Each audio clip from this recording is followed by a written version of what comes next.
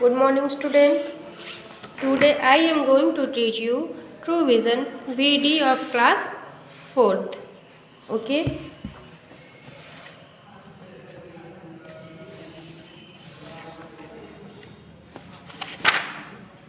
Chapter 4 हम लोग read कर रहे थे द ओल्ड वुमेन। आज हम लोग वही चैप्टर रीड करेंगे पेज नंबर 32 पे।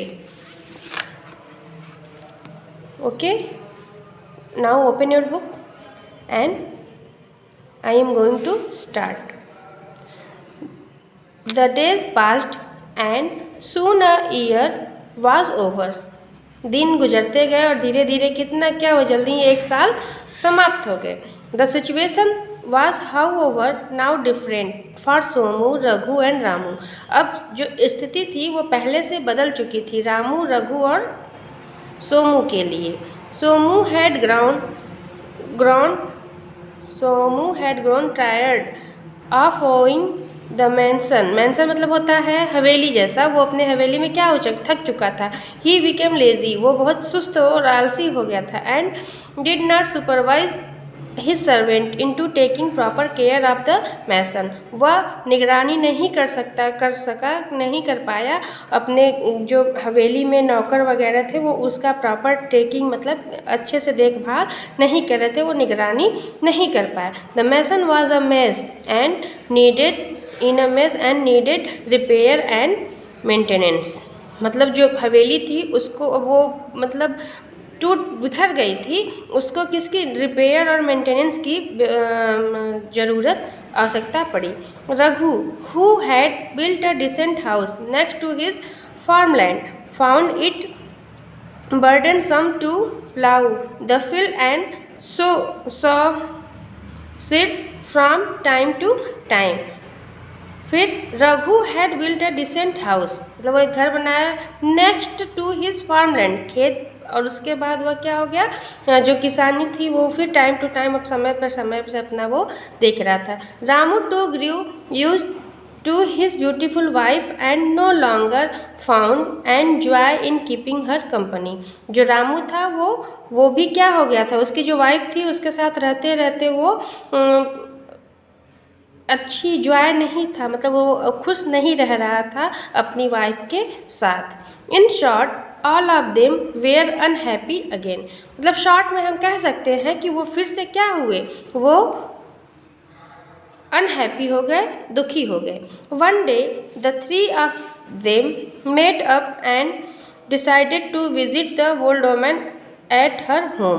वो कहते हैं कि एक दिन मतलब वो उनसे मिलने आई, कौन वो मिलने का निश्चय किया कि वो उससे फिर से मिलेगा, जो ओल्ड वुमन थी उसके घर पे हम लोग चलेंगे और उनसे फिर से मिलेंगे। That woman has magical power which turn our dream into reality, जो कि हमारे सपनों को रियलिटी वास्तव में चेंज किया था अपनी जादुई शक्ति से। उस औरत के पास हम लोग चलेंगे, उनसे मिलेंगे। However since we are no longer happy we must go and seek her help now मतलब हम ये सब होने के बावजूद भी हम लोग हैप्पी नहीं है, काफ़ी दिन से लंबे नहीं हैं और हम क्या हुए उन्हें चल के उनसे हेल्प मांगना चाहिए और उनसे मिलना चाहिए। It is she who will be able to tell us the secret to attaining happiness said Somu मतलब कि हम लोग फिर से कैसे हैप्पीनेस को प्राप्त करें, उसका सेक्रेट जो राज है वही औरत है जो हम लोग को अपने खुशी पाने का रास्ता सेक्रेट रहस्य बता सकती है। When they came to the old woman's home, she was cooking stew in a pot. Greeting her, each of the brothers recounted how he had turned unhappy again मतलब वो उसके घर वो जाते हैं और उसको वो क्या करती रहती है, वो भोजन पकाती रहती है बर्तन में और उस ग्रीटिंग करते हैं और उसके बाद क्या कहते हैं कि फिर से वो बताते हैं कि अपनी गिनाते हैं सारे कि मैं फिर से क्या हो गया, अनहैप्पी हो गया, दुखी हो गए हम लोग। Please tell us how we can once again be happy said Raghu. Raghu बोलता है कि प्लीज़ मुझे हम लोग को कोई ऐसा रास्ता बताइए जिससे हम लोग फिर से हैप्पी हो सकें, फिर से खुश हो सकें। Well I will give you the secret of happiness. मैं तुम्हें सीक्रेट का रहस्य बताती हूँ, वो औरत बोली। Replied the old woman. वो औरत उत्तर दी, it is all in your own hands. ये तुम सभी के हाथों में है। See when each of you made your wish and it was granted, you were happy. However, happiness never lasts without a very important thing, content. Therefore, since you were happy but never really content of satisfied, boredom and misery overcome you and you became sad again. Only if you learn to be content can you truly enjoy the bliss of happiness. वो कहते हैं कि मतलब खुशी जो होती है वो कोई चीज़ नहीं है जो तुम्हें मिल सके, वो बिना परिश्रम के, बिना ज़रूरत नहीं है कि तुम्हें वो हमेशा मिल रहा है। और कभी भी मतलब जो सामग्री नहीं है, तुम बोर हो जाए कष्ट से, हमें घबराना नहीं चाहिए और हमें हम फिर से क्या करेंगे, अगेन सैड हो जाएंगे।